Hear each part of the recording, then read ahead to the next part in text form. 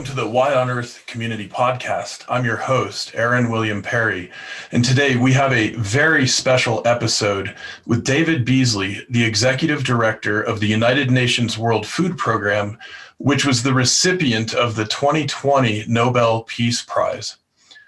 The World Food Program is at the heart of the convergence of several global challenges.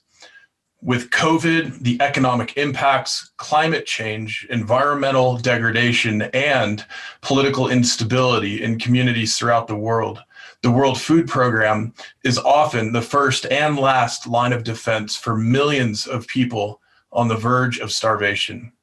You'll hear from David about not only the work they're doing right now to deal with these immediate crises for millions of our brothers and sisters around the world, but also the work that they're doing globally to help restore ecosystems and regenerate the foundations upon which our communities depend. As Executive Director of the World Food Program, David Beasley continues his life's work bridging political, religious, and ethnic boundaries to champion economic development and education. At WFP, Mr. Beasley is putting to use 4 decades of leadership and communication skills to mobilize more financial support and public awareness for the global fight against hunger. These efforts were recognized this year when the Norwegian Nobel Committee awarded the World Food Program the 2020 Nobel Peace Prize. Before coming to WFP in 2017, Mr. Beasley spent a decade working with high-profile leaders and on-the-ground program managers in more than 100 countries, directing projects designed to foster peace, reconciliation, and economic progress. As governor of the U.S. state of South Carolina from 1995 to 1999, Mr. Beasley guided the state during years of economic transformation, helping to reshape the state's economy into a healthy, diverse, and robust market. Mr. Beasley earned the John F. Kennedy Profile and Courage Award. He received his bachelor's degree from Clemson University and a Doctor of Jurisprudence degree from the University of South Carolina and taught at the Harvard University Kennedy School of Government. He was first elected to public office at the age of 21 as a member of the South Carolina House of Representatives. Without further ado, here's David Beasley. Director Beasley, welcome to the show. It's great to be with you. It's been quite a while, and we got some really important and good things to talk about. Yeah, we sure do. And, you know, as the executive director of the World Food Program, you are, first of all, let me just say congratulations on receiving the Nobel Peace Prize just a couple of months ago. That's just a tremendous recognition of the work you and your team are already doing, but I think also is going to help bring more awareness to the important issues you all are tackling. So congratulations. Can you tell us what is it like to get that phone call? Well, you don't get that phone call every day. I can assure you that.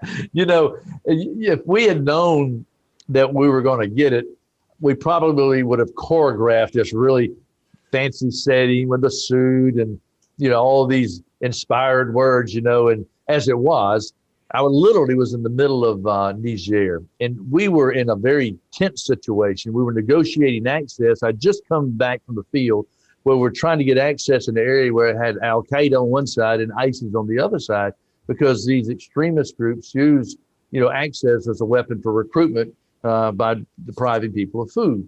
And so it was a pretty intense discussion. And all of a sudden, somebody bust into the room. And I'm like, what the heck? You know, and this person said, Nobel Peace Prize. And I was like, oh, wow, who won it? And they said, we did, you did, the World Food Program did. And I was like, you've got to be kidding me. And wow, I mean, it really was a surprise. And I think, you know, Aaron, as you were saying, it was 2 things I think the Nobel Peace Prize Committee was doing. The first, I think they were saying, hey, World Food Program, you're 20,000 women and men that are out there putting their lives on the line, lives at risk in war zones, conflict areas, natural disasters. Thank you for bringing peace and stability to many, many places around the world. So that was number one, as a model for others around the world.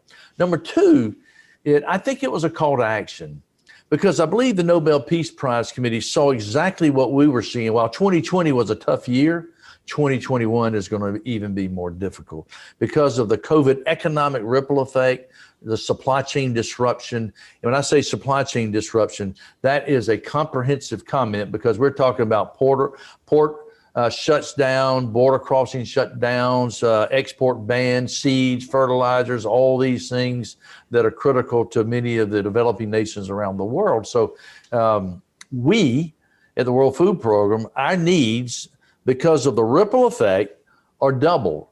The number of people that literally are marching to the brink of starvation, I'm not talking about people that just go to bed hungry. I'm talking about people that are marching to starvation. That number spiked from 135 to 270 million people. So our needs, financial needs, have doubled. And we can talk about this more in detail in a little bit, but 2021 is going to be a very, very difficult year. Let me just mention right there that for folks who would like to get even more information about the World Food Program, they can go to WFP.org. And David, I'm wondering, are you sensing that the national leaderships of the member nations around the world understand the magnitude of the problems and risks, and are they responding in a way that encourages you in terms of resources?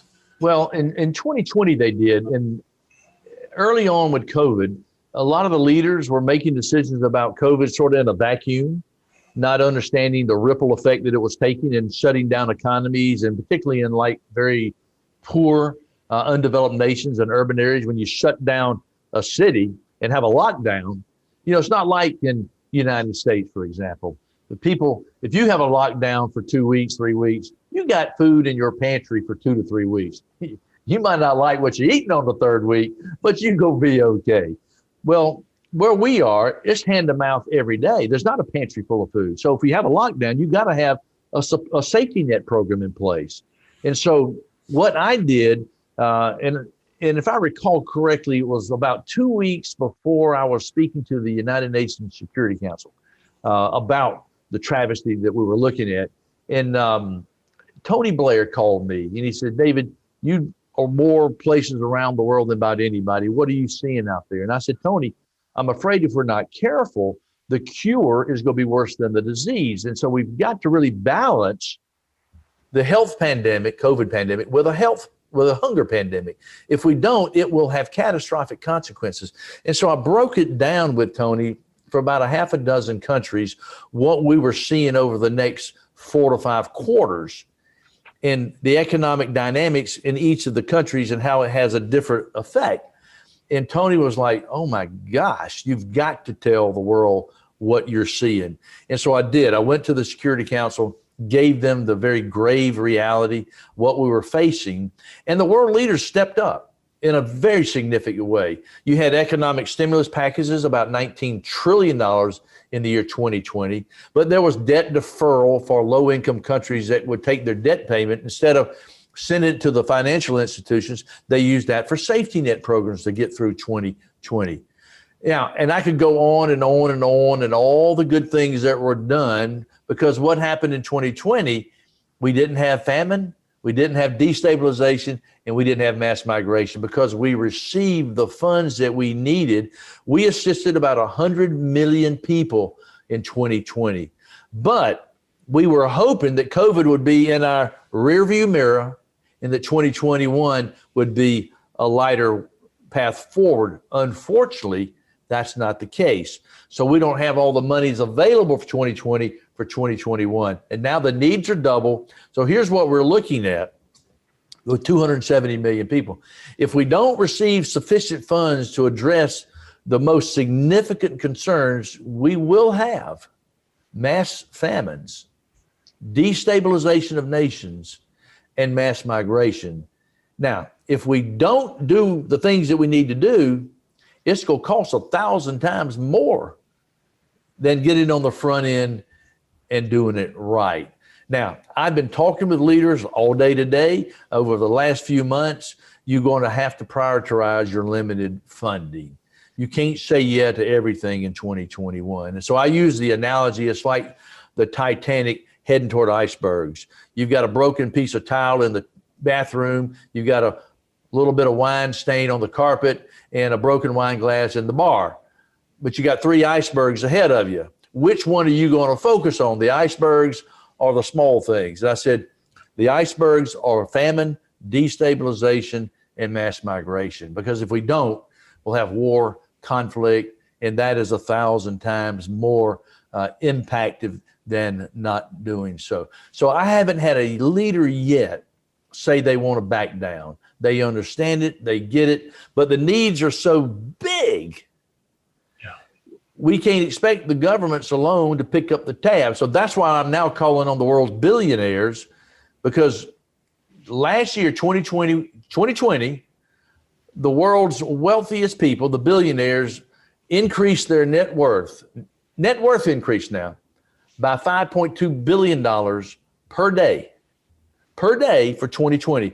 And all I'm asking is to give me 1 day's worth of your net worth increase to avert famine. I need $5 billion just to avert famine. If I get that, then with my traditional government support and private sector support, then we should really have, it's will still be a tough 2021, but we'll get through it. That's sort of where we are now, Aaron. Wow, David, it's tremendous hearing from the central purview that you have, the degree of systemic risk we're facing right now. And I would argue that probably a whole lot of us in the general public aren't quite aware of just how much more difficult, challenging, and really devastating things could get in a relatively short order here. Well, and this is what I've been saying, because when you turn on the television the last 4 years, I mean, what was 90% of the news? It was Trump, Trump, Trump, Trump, whether you loved or hated Trump, or Brexit, Brexit, Brexit. And people were not getting the information about destabilization and hurricanes and natural disasters, climate extremes, et cetera, around the world. And we're out there all hands on deck, every single day dealing with this. And so we see the reality and we see what's taking place over a long extended time period. Like on climate extremes, I've had some people say, well, I don't know about whether the climate's changing. I said, look, you can debate all day long what's causing it to change, but I can tell you what you can't debate, because I'm out there firsthand with my people, seeing it, what is happening in the Sahel, in Southern Africa, Asia, where the climate is truly changing from more droughts, more flash floods, more this, more that. And, the poor people we're talking about in many of these places, they can't wait on a global solution. They got to survive the next year because they've got to feed their children. They got to eat. They can't, just jump in a car and drive somewhere. I mean, they got to survive. And I think, you and I talk about some of the things that we're doing on regenerating and rehabilitating the lands and the soils. Yeah, I'd love to hear that, because one of the things that it strikes me, David, and you and I met a few years back at a Peace and Reconciliation Summit in Kosovo, and we've been looking at different aspects of these issues that are all entwined in a very complex global community and global situation. And it seems to me that, especially given the potential degree of immediate crisis we're facing, and also knowing that a huge part of our solution set going forward requires ecosystem and soil regeneration and restoration. And that's part of how we're going to stabilize some of these very vulnerable regions in the world. I'm curious to hear how you all at the World Food Program are thinking about how to both tackle the immediate crises and potential crises, and also help with the long-term stabilization. Unfortunately, because we're facing so many fires this year, it's like put out the fires. It'd be like, one of your children comes in and said, Dad, I want to talk about buying a new couch. And I'm like, I'd like to talk about that, but I got 4 house fires right now. Let's talk about that later. But on the long-term perspective, if we don't deal with the issues that you were just raising, we're going to have calamity decades ahead of us. The population of the world is continuing to go up. Of course, we're at 7.7 billion. We've done a lot of extraordinary, successful things around the world in the last couple hundred years of sharing more wealth and people getting more food, but it's not sustainable in the way we're going. So what can we do? Particularly in some of the areas that we are in, let's take Niger, Mali, Burkina Faso, the Sahel, as the Sahara is moving down about 1 kilometer per year because of the lack of rain, et cetera, et cetera. And so in areas like this, when our old traditional approach was just bring in food and support people, well, that's not changing anything. So we began working with the beneficiaries. And let me say this, I hadn't found a beneficiary yet that said, I want to do nothing and sit around, just get your food. I haven't met that person yet. They want to be independent. They want to be resilient. They want to be sustainable without outside support. And so we now come in and say, hey, we've got the food. We're going to work with you. And sometimes it may be a cash. It depends on the modality that we need, the most strategic, in what region. And so let's rehabilitate the land. And so we'll do in areas like, if you pull up photos in the Sahel, I mean, it's a pretty tough place. If you go to these places, you're like, how in the world can you survive? Well, we do rudimentary, basic agricultural practices of training and teaching, half moon, Zide projects where we capture the limited water that comes. And so you don't have the flash flooding, captures the water, grows enough crops to survive. Now, when I say we, I mean our beneficiaries, in the last 4 or 5 years have rehabilitated 3.5 million acres of land, 75,000 kilometers of feeder roads from marketplace. It's hard to understand that in the Western community, but in a lot of these places there aren't roads, they're just not. And then I think 53,000 holding ponds, water reservoirs, wells, and our beneficiaries love it because they're out there. I had this one woman, she said, Mr. Beasley, this is in Niger. She said, and she was standing on this hill and she stood with so much pride. She said, before we were dependent on you 100%. Now we've rehabilitated this land. I own 5 acres. I'm now not only feeding my family, I'm feeding my village. I'm buying 5 more acres and I'm going to sell to the marketplace. And it was just remarkable using just the basic of agricultural practices of taking the land and what she had to survive for her family and her children. Now, it's amazing that these are the people that pay the price for carbon consumption, and they're the ones that's doing more to rehabilitate and regenerate lands around the world. That's really kind of extraordinary. I'm so proud of them. And that's just some ideas of some of the things. We do a lot of hydroponics in different places around the world. We're testing a lot of things. And of course, that's in the most difficult places on earth, like in Algeria and places where it's very dry. Now, hydroponics has a lot, as you know, opportunities in urban areas and things like that. And we do a lot of also of artificial intelligence and blockchain technology, satellite imagery. We're doing a lot of different things, a lot of different patterns, but we also do a lot of composting.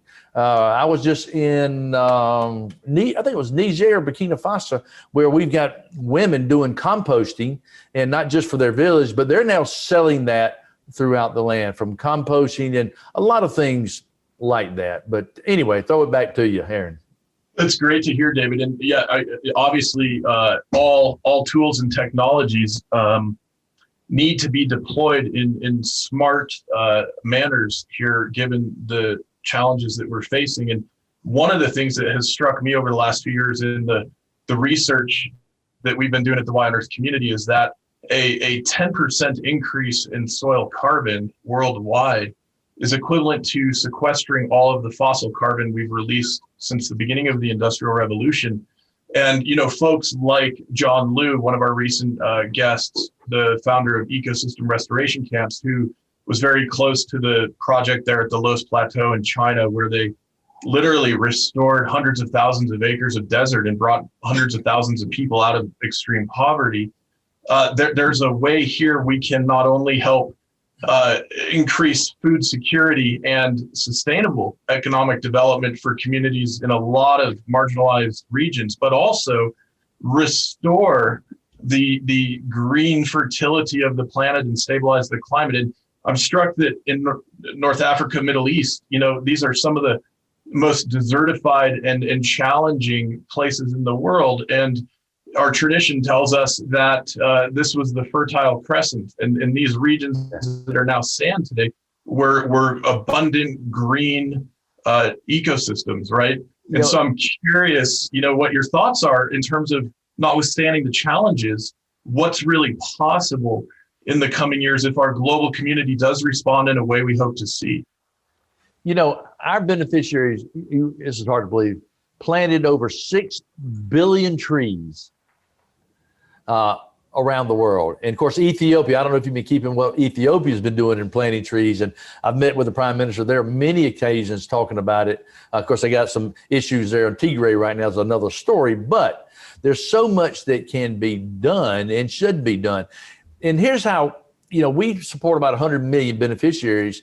In our view, and I found the beneficiaries, what can we do with the beneficiaries to help rehabilitate land, because they want to do it. Let me give an example of what we just did in Afghanistan. And Afghanistan's struggling big time right now. Famine is knocking on the door for a lot of people there, millions of people there. So historically, we would just bring in the food, right, and hand it out. Well, you can't grow certain types of grains everywhere in any given country, right? I mean, that's just common sense. And so in the Mazar el-Sharif area, which is a tough area, a mountainous area, flash floods and droughts. So we came in and said, all right, we've been bringing in this food from outside, primarily the United States. So we met with the farmers on the other side of the country, said, hey, the same amount of money, we go come in and buy from you. So we go prime the pump, help stimulate the local agricultural economy. And so we met with the farmers and the millers. They hired more people, hired more workers, bought more trucks and tractors and things like that. And we bought all the grain locally. Then we took the grain over to Mazar el-Sharif and said, all right, we'll give this to you, but let's rehabilitate where the mountains hit the valley. And because when the flash flood hits, it just, flash floods and just wipes out any crops in the valley. Or if you have a drought, you don't have any water. So we began re-landscaping, coming down to the mountainside, having water reservoirs and holding dams, things of that. And then so when you had the flash flood, the water is contained. When you have the drought, we had the water reservoirs because then we did irrigation lines down into the valley. And so total success story. And I was asking the tribal leader standing at the top by one of the dams, looking over the valley. And I said, what's the difference now? Aaron, he looked at me and said, before, our children were leaving. They were leaving the country. They were joining anti-government rebel forces. They saw no hope, no opportunity. I said, what about now? He says, this has just totally brought life back to the community.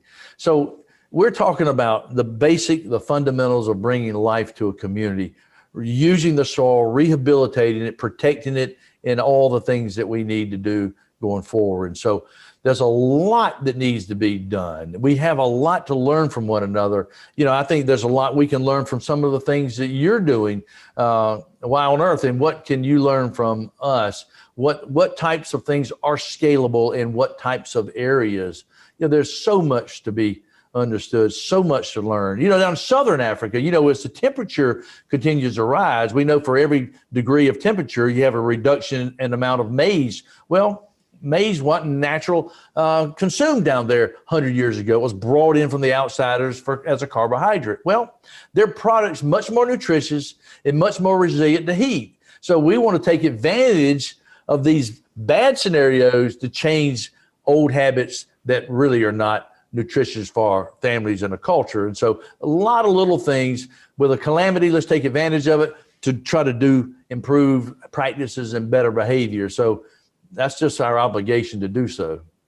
Absolutely, David. And so I know you're on a very busy schedule today, and appreciate you taking time to visit with us. And I want to ask specifically for our American audience here through the Y on Earth community, what is the call to action you would encourage regular folks here in this country to do to help the work you're doing with your team there at the World Food Program? Well, there's several things. Number one, and first and foremost, look to your neighbors in your own community. You might be surprised who needs help. You really might be. Be willing to drive across the railroad tracks and see what's happening. And you'll end up being touched more so than those in need. I can assure you that. And so please look out for those struggling in your own area. Number two is, yes, don't hesitate to speak out to your political leaders about supporting international aid, strategic international aid. I think that's very important. Our operation's so big, people say, well, gosh, you need billions. What can I do there? I'm like, we feed a child for about 25 cents. If you just send $1, you can go to www.sharethemeal.org, www.sharethemeal.org, and pick a country. And we are extremely efficient operation. Whether it's $5, $10, $1, it will make a difference. And believe you me, I was doing a TV show not long ago, and I don't remember. You might remember Scott Pelley with 60 Minutes. It was a tough story we were doing on Yemen. Very bad situation. And it is a very bad situation. I'm heading there literally in just a day or two. And we were wrapping down, and Scott was taking off the mic and the camera was off. And Scott said, he said, Governor, you got the greatest job in the world, saving lives around the world. And I said, Scott, I really do. I said, but I'm going to say something to you that you hadn't thought about, and it's going to bother you. And he looked at me like, what in the world? I said, Scott, I don't go to bed at night thinking about the children we saved. Yeah. I said, I go to bed worried, weeping over the children we couldn't save. And when we don't have enough money, I said, I hate to say this, but we have to choose which children eat and which children don't eat, which children live, which children die. I said, how would you like that job? And Scott was just mortified and like, oh my God, I've never thought about that. And I said, Scott, we don't have a choice. And when there's $400 trillion worth of wealth on earth a day, and billionaires made 5.2 billion net worth increase during COVID, and I'm struggling just to get 5 billion to avert famine, it's shame on humanity. It's a disgrace. So please be engaged. Don't hesitate to give $1 or $5, but please look out for the people in your own community. Stay up to date. Go to our website, which is you get World Food Program. You just Google search it or whatever search mechanism you use, and you'll be surprised what's happening around the world and how our teams are out there. It's just like at Y on Earth, I'll get some of your stuff and I'll go to read and I'm like, oh, this is great stuff. And then I got to, I'm about to get on a plane and I want to read it. And there's a lot of great stuff out there, a lot of great people. I'm a the sun is rising kind of guy. I'm not the glass is half empty. I'm an optimist. This is going to be a difficult year. And I have people say, how do you keep optimistic? I said, well, when I'm out there and I see those little children, I mean, in the rubble of a war zone, when you think there's no way they can have any smile or hope at all, you see what life is all about. They have the spirit of hope, and it just inspires you not to give up on one single child, because we're all brothers and sisters, and we have an obligation to love our neighbor as our equal, and that's what we operate off of. So, Aaron, thank you, man. It's great being with you. Director Beasley, thank you. And thank you so much for taking the time to visit with us. And once again, congratulations on receiving the Nobel Peace Prize. And congratulations on all the great work you're doing out there.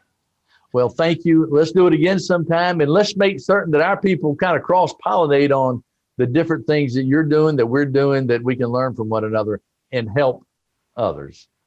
Absolutely. Yep. Look forward to it. Look forward to following up with you on all that. You got it. Thanks. All right. Take care. Bye-bye. I hope you enjoyed this episode and took away the critical importance that we all get further involved in helping to deal with the challenging situations that we're facing all around the world.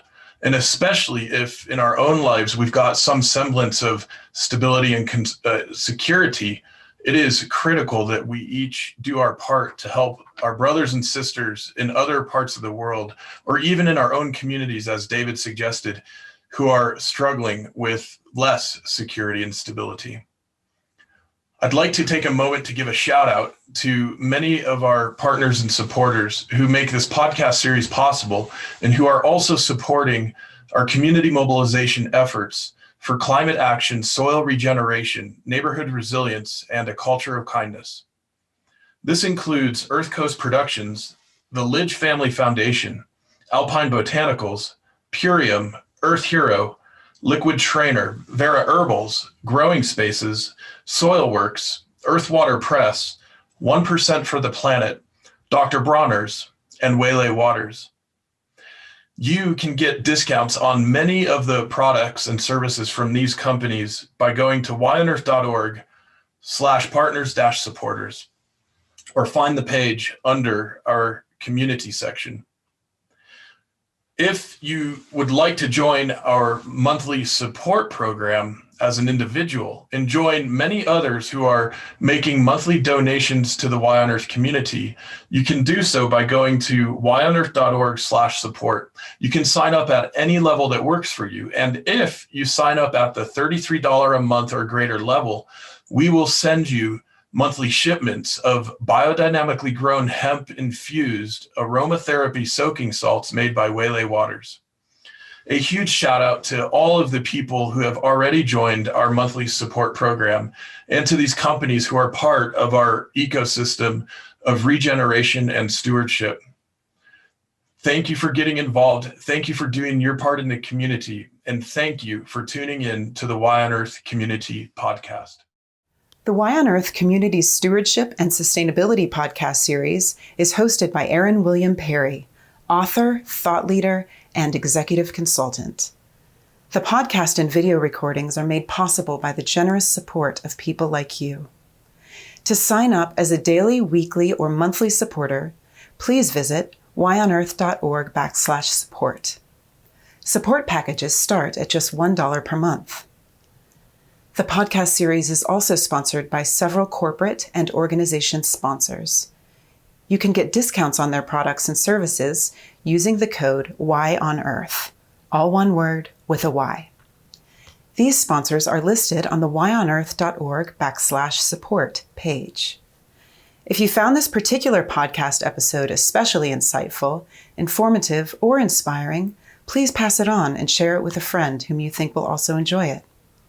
Thank you for tuning in. Thank you for your support. And thank you for being a part of the Y on Earth community.